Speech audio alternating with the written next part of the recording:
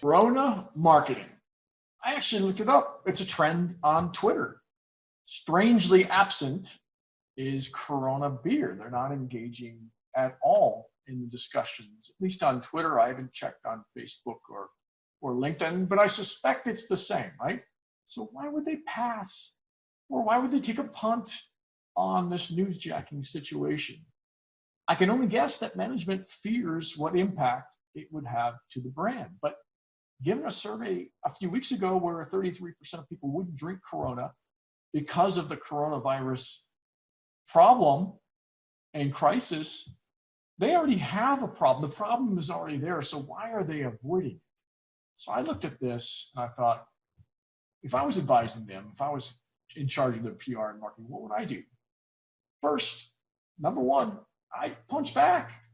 I would say something like this, or show something, put an ad out there like this. I mean, how easy would that be? Somebody came up with this. This is not from Corona. Number two, respond to every tweet that mentions them.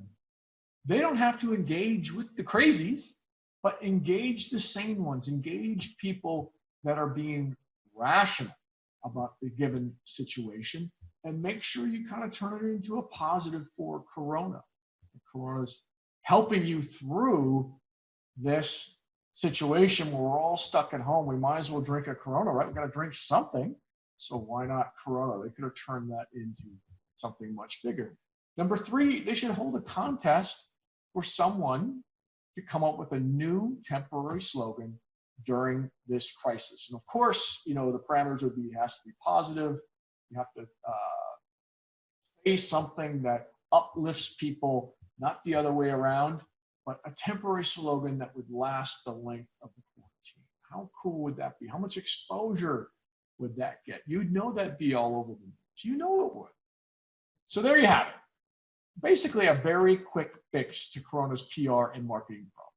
Granted, not their fault, but life's not fair. I mean, this stuff happens day in and day out to every business, right?